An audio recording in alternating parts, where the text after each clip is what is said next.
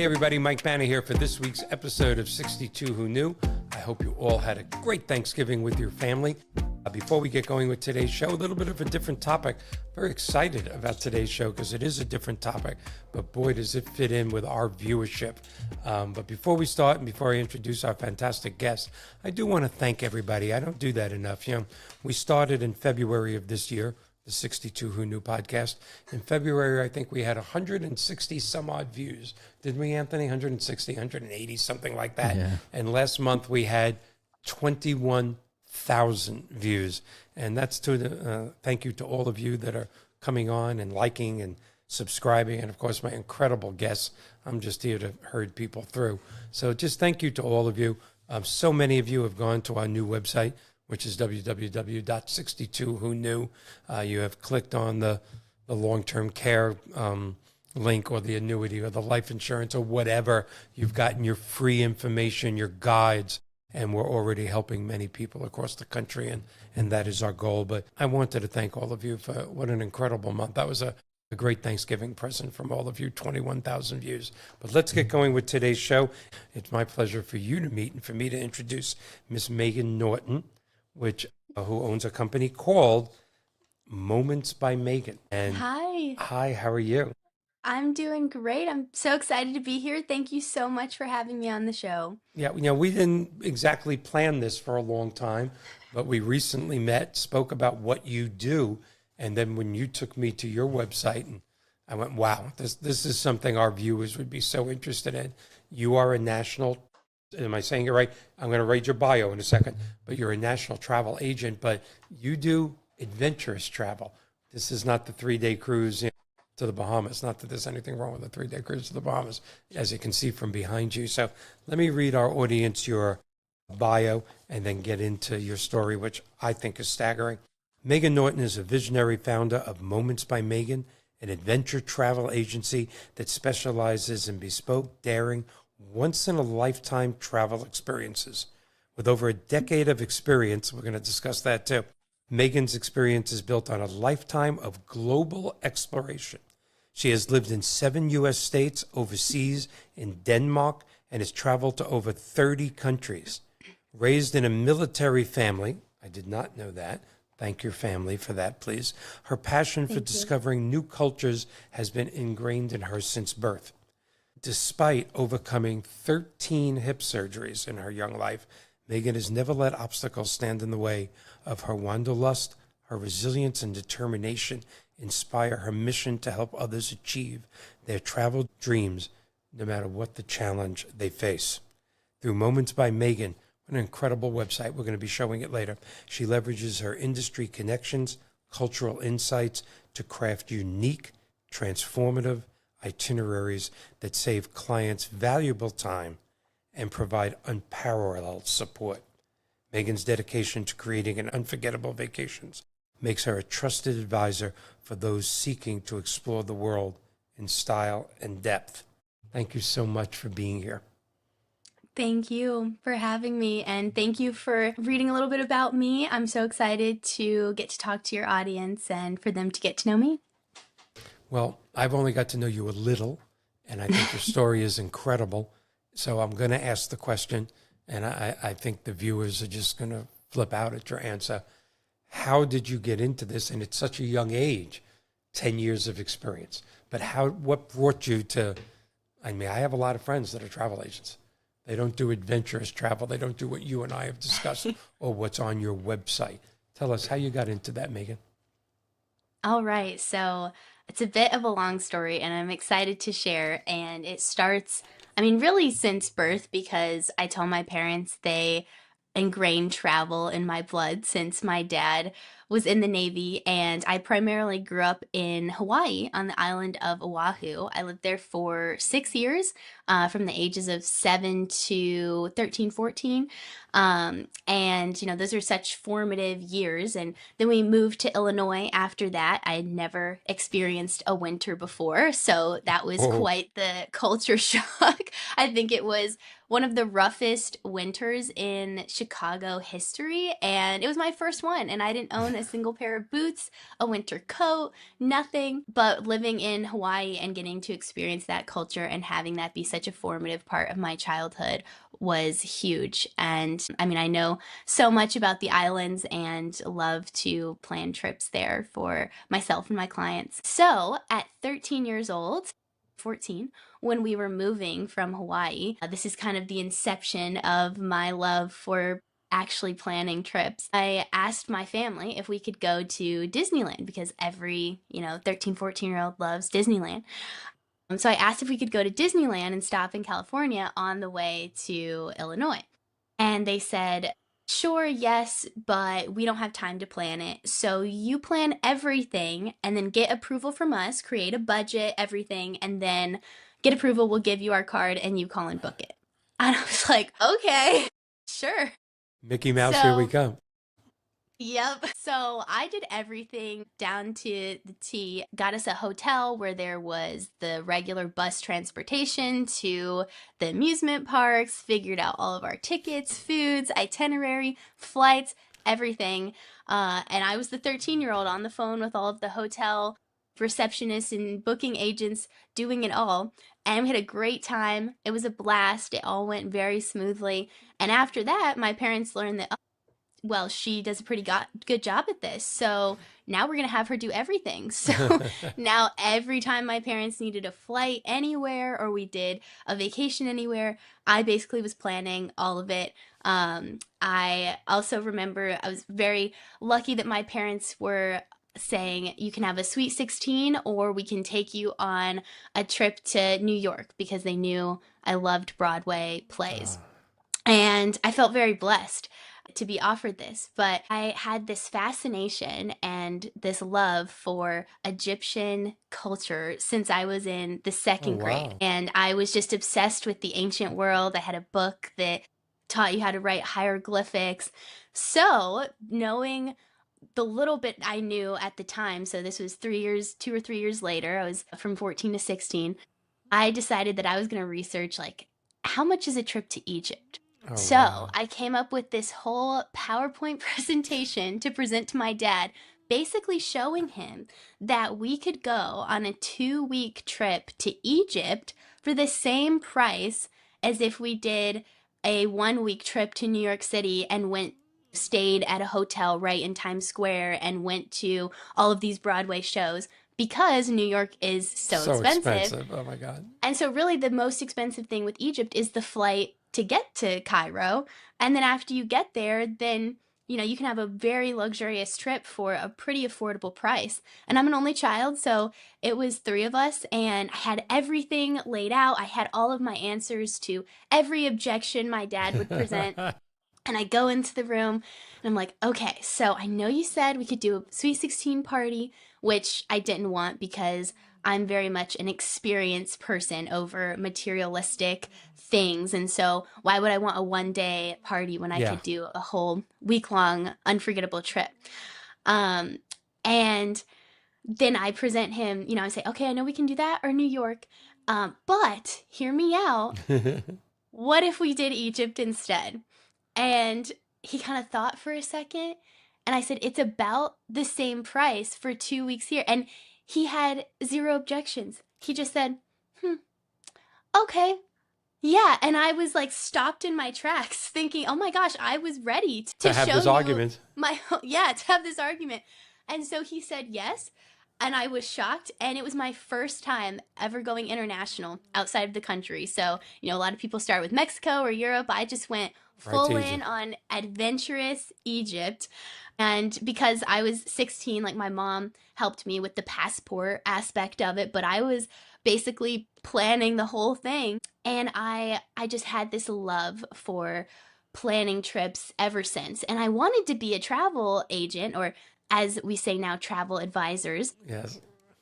I wanted to be a travel advisor, but I honestly thought that the career field wouldn't make me any money or that it was dead because I could book all of this myself. So I thought, well, why would someone hire me to It's the plan their truth. trip for them? So I believed this lie in my head for quite a few years. And I always knew I wanted to be an entrepreneur ever since I was in high school. I knew someday I wanted to own my business. I just didn't know what I wanted it to be. So I go through college. I was a communications major, which actually really helped in the career I'm going to talk about in public relations. And then after college, I actually had to move back home with my mom, who was going to be my caretaker while I went through 2 hip replacement surgeries. And that's another aspect of my story that we can get to a little bit later. But I had to get 2 hip replacement surgeries after college, while most people are beginning their careers, moving to new cities for the first time. I was at home, stuck in bed, really couldn't move, just recovering. So during this time, I kept having this itch to be a travel advisor, and I just had no idea how. So I started doing all of this research, and I just decided that I would rather try and fail than to be 40 years old or 50 years old and wonder what if. Absolutely. So I did so much research. I found so many different avenues that I could go with it. But I actually even enrolled in a certain course to learn about the business. And I took that course. But I never actually started my website. I never really took that next step after the course. And I was recovered from my surgeries. I really wanted to get out of the house. I was 23. I wanted to moved to Charleston, South Carolina. That was one of my dreams. And so I was looking for a full-time job that allowed me to have the income to get an apartment in Charleston, South Carolina. So I found that and kind of put the travel advising to the side. And then that job actually was not for me, a little bit life sucking. And I was like, okay, I don't like this. A little bit life sucking. I don't know if there can be a little bit life sucking. It's like A lot of it's it. life sucking or it's not life sucking. So it was, yes. I think I lasted like less than 2 months at that job. It was just so not me. I'm very much a people person, a talker, and I couldn't stand it. So I left that job and I found a new job at the American Society of Travel Advisors. I literally found this job on LinkedIn, and I knew about this company from the course that I had taken a year back that told me all about how to be a travel advisor. And they said, when you become a travel advisor, you want to join the American Society of Travel Advisors. So I noted that down, kept it in the back of my mind. And then when I'm searching for new jobs, all of a sudden I see an opening at this company that I've heard so much about, and I applied and got the job, and I was on their public relations team for over 2 years. I loved it, and it gave me so much exposure to the travel world. It's just so cool how God works things out, because I got to get paid while working and doing something that I loved, getting to use my Absolutely. communications background and learning about this industry that I had forever been passionate about. And it literally showed me that the travel advisor industry is alive and well. So I believed this lie that it was dead and that I couldn't make a business out of it. And I was actually getting to serve travel advisors. The American Society of Travel Advisors is the trade association for the travel industry. So just like a chiropractor has their chiropractic association, and there's associations for almost everything out there, we were that association in the US for the travel world. So all of the airlines, cruise lines, hotels were all members with us, and they were what we call suppliers. And then we had travel advisors who are small business owners, and we would put together these events where the suppliers and the travel advisors got to meet and network. And there's lots and lots of other benefits that the American Society of Travel Advisors, otherwise known as ASTA, so I'll call it ASTA from now on, the ASTA would offer its members. And so I got to serve these members, these travel advisors, and learn the ins and outs of their business. And eventually I decided to take the leap and start my own. And yeah, that's That's kind it. of That's a a good long story. Are you turning 65? Well, if so, the most important decision in your life right now is to determine which Medicare plan you need to be on for your unique changes in life. Are you still working? You on your employer's plan? How about being a snowbird? If so, you need to speak to a Medicare consultant who can help you with your needs. I'm Diane Daniels, and I'm the CEO of Medicare Nation. Go to www.62whoknew.com and click on the Medicare Nation tab. I will give you a free consultation to make sure we find the right plan for your unique needs. What's the biggest threat to your retirement savings? It's not the stock market. It's the cost of long-term care. Home care, assisted living, or nursing facilities can drain your life savings in just a few years.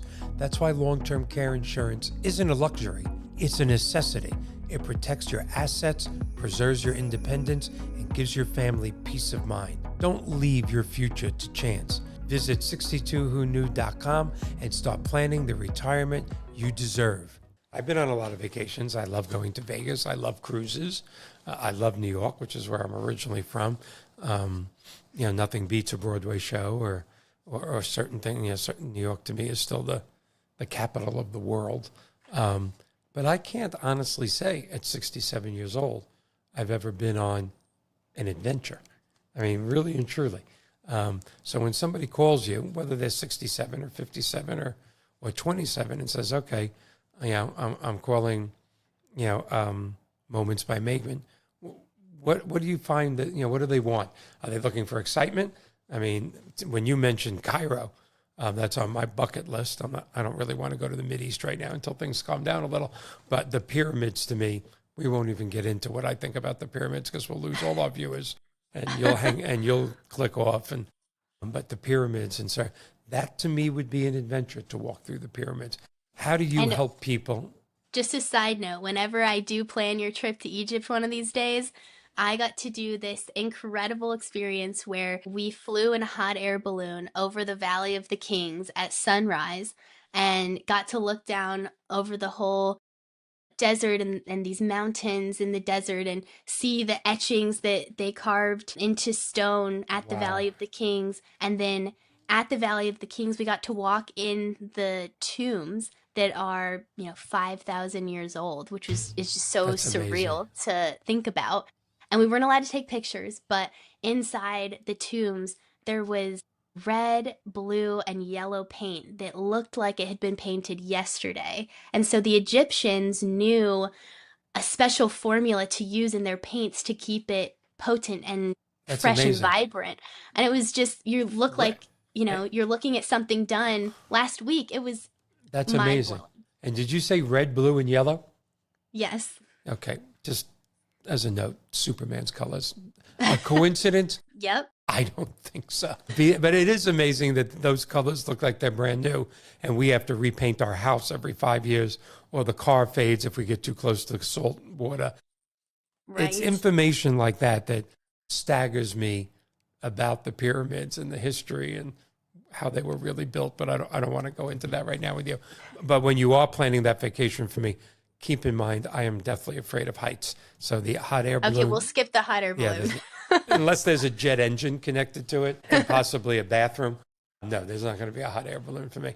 But you will be planning that. So when somebody calls, though, and says, do you find that people call and they kind of know what they want their adventure to be? I've always wanted to do this, Megan, but I never have. Help me. Or do they leave it up to you? Like, these are all the places I've been. Yeah, they've been great, but what kind of adventure can you give me? What kind of client? What are they saying when they call you? So it's really both. It's 50-50. I have some clients that call me up with exactly where they want to go. I recently finished planning a trip for one of my mom's best friends, actually, and it was so fun to plan it for her. She is a breast cancer survivor, and there's a dragon boat racing festival. It's not really competitive, but it's camaraderie between breast cancer survivors, and it happens, I believe, every other year. And this year, or in 2026, it's happening in France, and so she's Wow. going there and participating in that. And then her sisters are going to meet up with her and have this once in a lifetime vacation. And they knew they wanted to go to Greece, and then after Greece, they wanted to go to Paris. So I just Wow. finished that booking for her. She's going to spend 3 weeks in Europe. It's going to be absolutely incredible. But then I have honeymoon clients, for example, who were not sure if they wanted a tropical destination or if they wanted Europe. So then I walk them through my process, which is to guide them on picking three of their top destinations. And then I will research flights and hotels, which are your two biggest expenses on the trip. Of course. I start with researching flights and hotels for three of their top destinations to present that to them, as well as some activities that they can do in the area. And then from there, after they decide which one they prefer the most and which hotel they like the most, then I go through, and these clients, for example, picked Italy. And so then I planned all of the details down to dining reservations at Michelin Wow. star restaurants for their trip to Italy. So it's really, both. I love to help my clients brainstorm. And the thing about adventurous travel is a lot of people just don't know what they don't know, right? That's So right. you don't know that you can do a hot air balloon ride in Egypt, or you don't know that this expedition cruise to Greenland and Iceland exist, or you have no clue that you can do a 50-day luxury safari to Africa.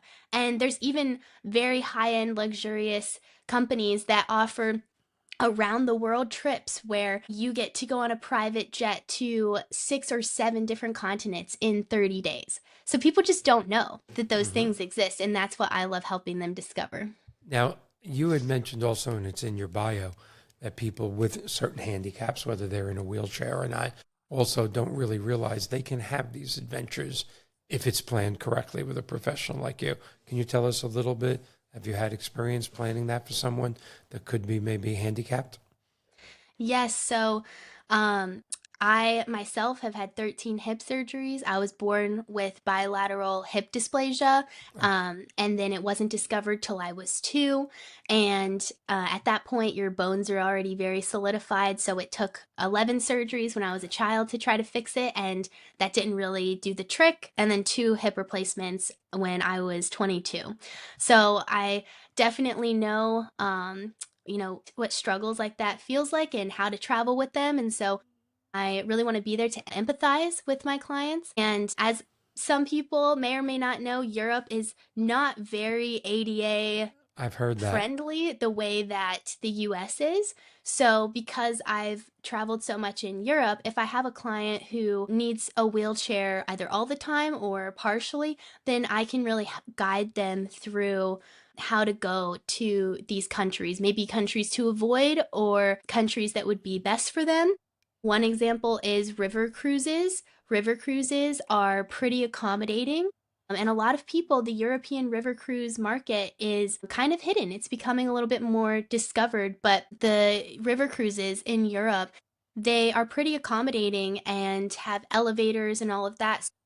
It's a very good way to see multiple different countries in Europe, even if you have a physical handicap with walking or something like that. And then we would just work with that individual to plan out the excursions that they do and to avoid things that they can't do, like if stairs, for example, if they're in a wheelchair. Right. But then also people with celiacs, for example, I have a really good friend that has celiacs, one has Crohn's. So people like that might think that travel is not accessible for them Yeah. because they need to eat while they travel, and they need to be very particular about the foods that they eat. And so I'm there to help them go to the right countries that will be very accommodating. Like, for example, Italy versus Scandinavia. So, if you have Crohn's disease and you need to know every item that's in your food, I would recommend that you take a trip to Scandinavia over Italy, because Denmark, Norway, Sweden, they're all very much more accommodating with that Really? type of thing than Italy, for example. And you're also going to find a major I should say more people in the Scandinavian region would speak English, and you'd have a better time communicating like, hey, this is actually very serious. It's life or death. I really need you to know that this needs to be cooked separately or whatnot, versus Italy, where lots of people do speak English, but They you don't pay might, attention to what you say. right, or In Italy, there's lots of times where you find those cafes that it's amazing food, but everybody just, speaks Italian. Yeah. That's why I'm here to recommend the appropriate countries to go to in circumstances like that. That's great to know. And I know a lot of viewers will be thinking right now, wow, I didn't know I could travel, but I can. I have a couple people in the family with very serious Crohn's disease, and it hampers, actually all parts of their life, but especially any type of international travel. I'm going to ask a question that we didn't discuss for our viewers that are thinking these adventures are great and probably very expensive. What if I just wanted to use Megan to take a basic 5, 7, or 10-day cruise to the Bahamas? Do you do that as well? Or did somebody call up I want to go to the Bahamas in April. I really do. I need a vacation. I'm thinking a 5-day cruise.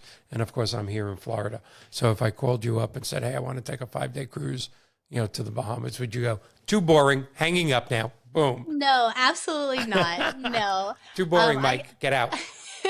No pyramids in the I Bahamas. I love planning any vacation, and I was recently helping some clients with a spring break cruise as a high school graduation gift for their daughter to the Bahamas, leaving from Florida.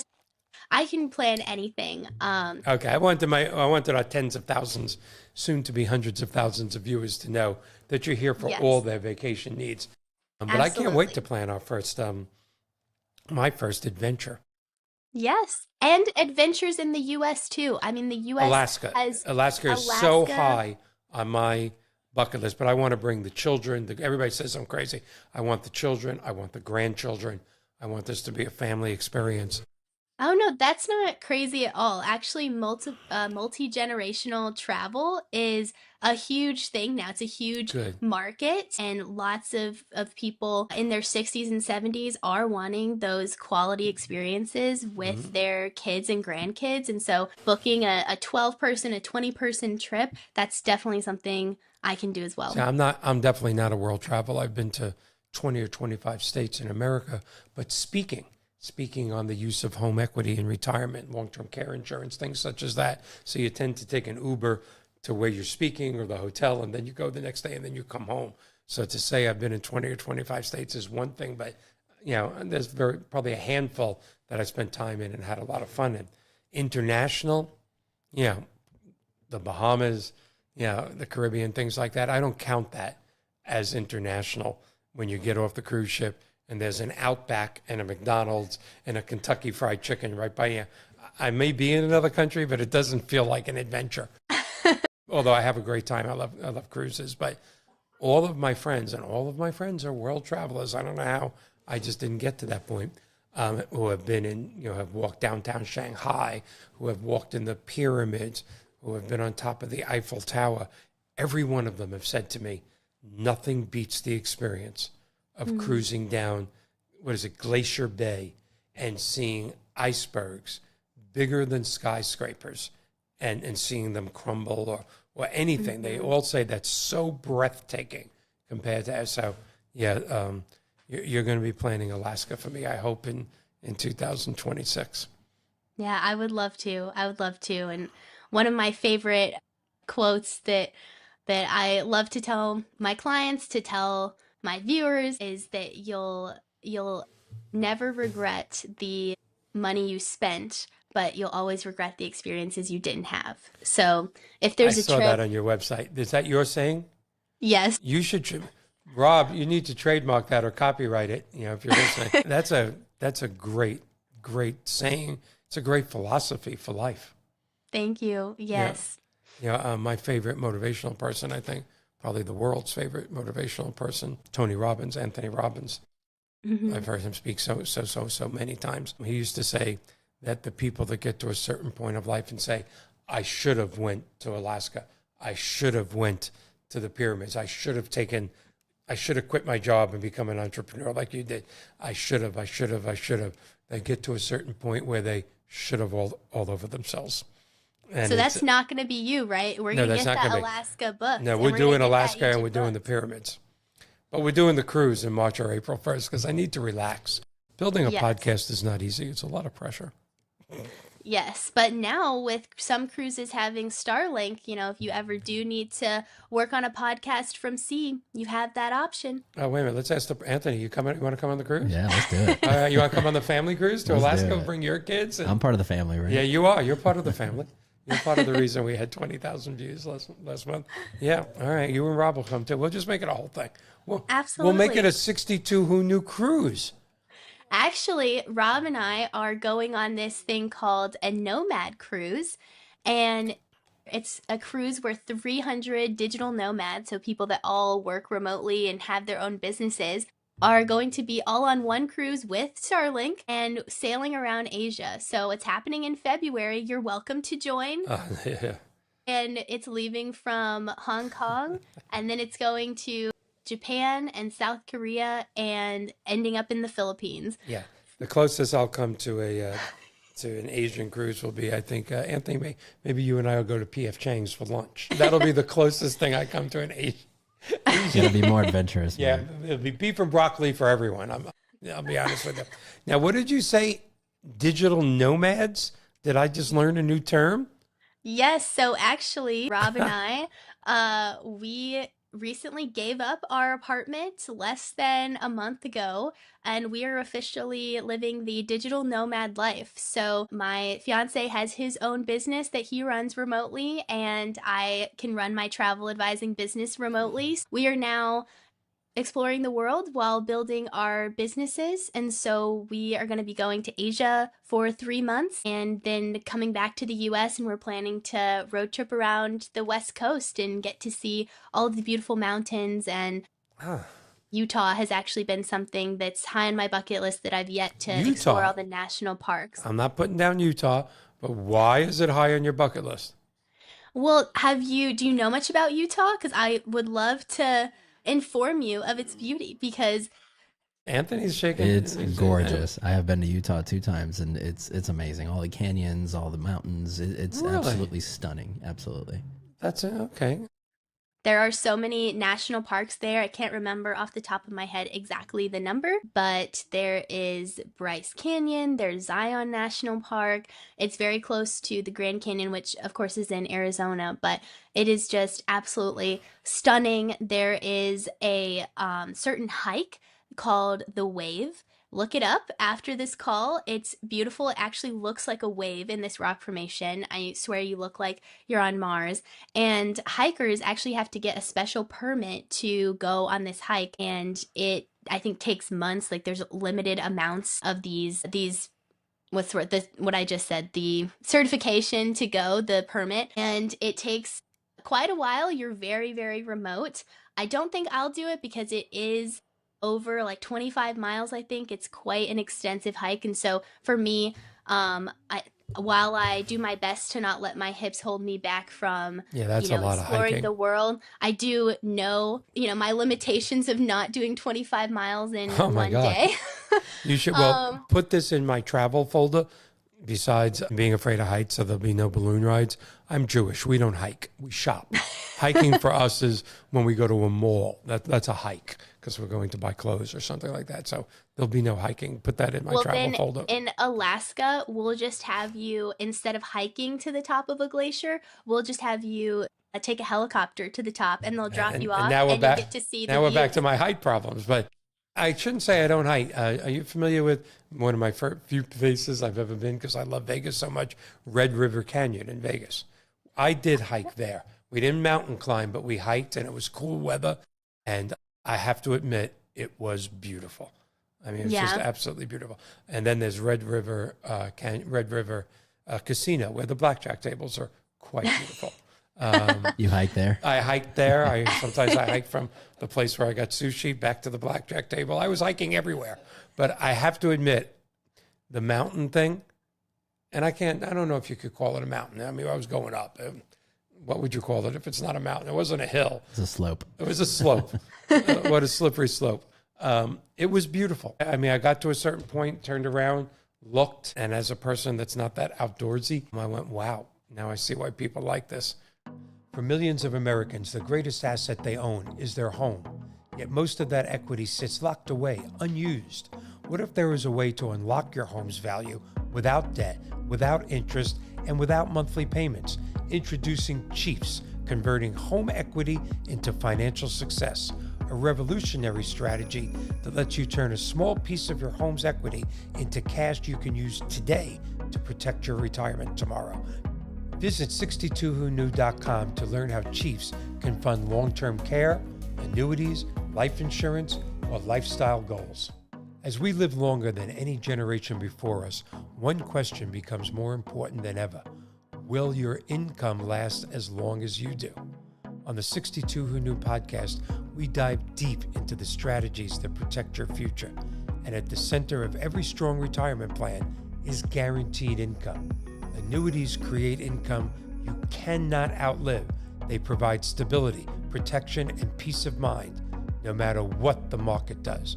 Visit 62whoknew.com and start planning the rest of your life today. So on a personal, I'm going to ask a bad question, then I'm going to ask a personal question. Using a person like yourself, are you also the person they call when people get to their dream retirement and the key doesn't fit in the door, or the hotel room isn't ready, or whatever, what was supposed to happen is not happening? Because sometimes that's what makes or breaks a vacation. Not things going wrong, because we're human and things go wrong, and there's variables. It's being able to call somebody to help rectify what goes wrong. Does your service, I mean, I can call you from the pyramid and go, I'm freaking trapped in here. You want to send somebody? Yeah. I'm having delusions of red, yellow, and blue. Well, we got to make it happen so you can go see it for yourself and tell your audience all about it. But yes, absolutely, to answer your question, that is one of the main benefits of hiring a travel advisor. Because sure, you could ask ChatGPT, what's the top things to do in Paris, or what's the top things to do in Egypt, and you could try to book it yourself through an online travel agency. But if you do that and then something goes wrong, something's not to your liking, Chat's then not there to help you. Exactly. And in fact, ChatGPT will oftentimes lead you astray. And like I said, people don't know what they don't know. So if they have no clue, then they're asking ChatGPT and they're like, wow, this sounds great. But they have no idea the actual logistics behind what ChatGPT is telling them. So I'll give you an example. Rob and I were going out to Oregon because I had a friend getting married there, and I lived there for a year, so I wanted to give him the Oregon extravaganza, and we had very limited time, so I called it the 72-hour extravaganza in Oregon. And I thought, why not, as a travel advisor, I just want to test ChatGPT. So I told ChatGPT the limited amount of time we had and where we had to be for certain activities around the wedding. And I told it the area we wanted to go, and then I asked it to map out an itinerary. ChatGPT gave me a logistic nightmare, and it was wasting a lot of our precious time that we had in these 72 hours because it wasn't giving me a logical itinerary that made sense. So I had to do the hard work to route the trip and to make it all make sense. So if you don't know Oregon, if you haven't been there, You're going to listen then to chat and go, that's the greatest yeah, thing in the world. Let's go.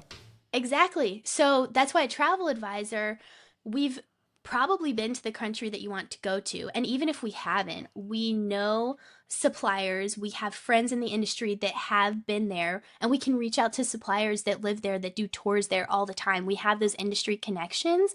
So you're hiring us so that we can plan out your itinerary and have it be logistically, perfect, as close to perfect as possible, so that you don't get there and you're frustrated and you're thinking, wow, this makes no sense. Why did ChatGPT recommend this?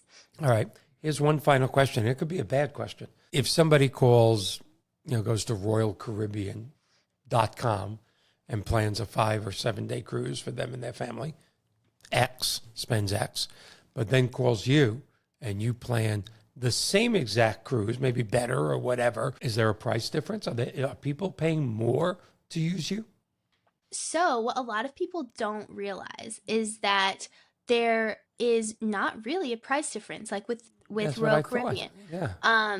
If you go and book it online, like this is exactly what I was encountering with the client I was looking into a spring break cruise for them. If they booked it through me, it was the exact same price as if they booked it online. But if they book it online and they need any help, assistance at That's all, right. then they're on their own. Well, as we wind down, this has been such a good show, and I'm looking forward to my adventures. I know you're planning on doing things for people that are not quite the elite, that are not planning the trip to the Orient or to the pyramids as you're going to take me. That person that's taking the 3 or 5 day cruise with their family, that you're creating things through your website, through social media to help those people as well. Tell us a little about that.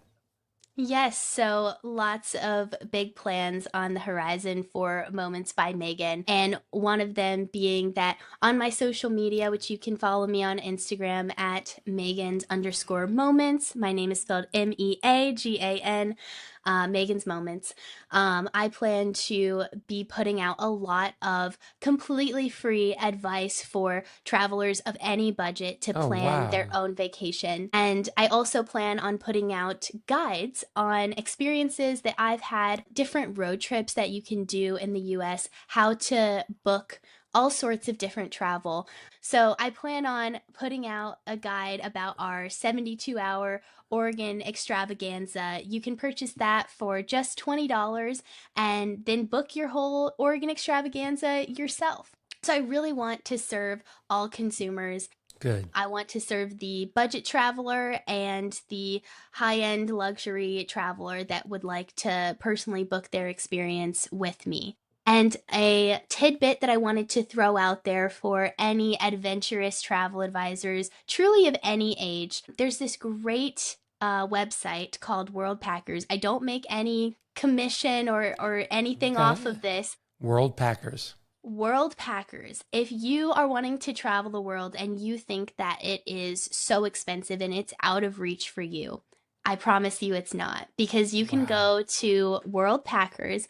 It's a site that you can volunteer any skill that you may have at different resorts, different locations around the world. So what you do is you sign up for a membership. You pay between like 80 and 150 for an annual membership. It's really affordable. And you get to apply to vetted opportunities that hotels, conservation areas, resorts, all sorts of places have gone to this website, posted what they're looking for, and you can volunteer at those resorts. So for example, this upcoming January, Rob and I are going to be volunteering at a 5-star resort, beachfront resort in Sri Lanka.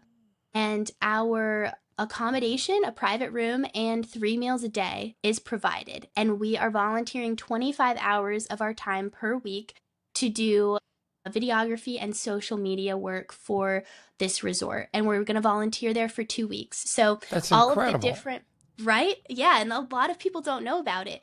And I just want to tell everybody about it and say, you can do this too, because all of these places will say, we need a volunteer, and you can do with couples or solo.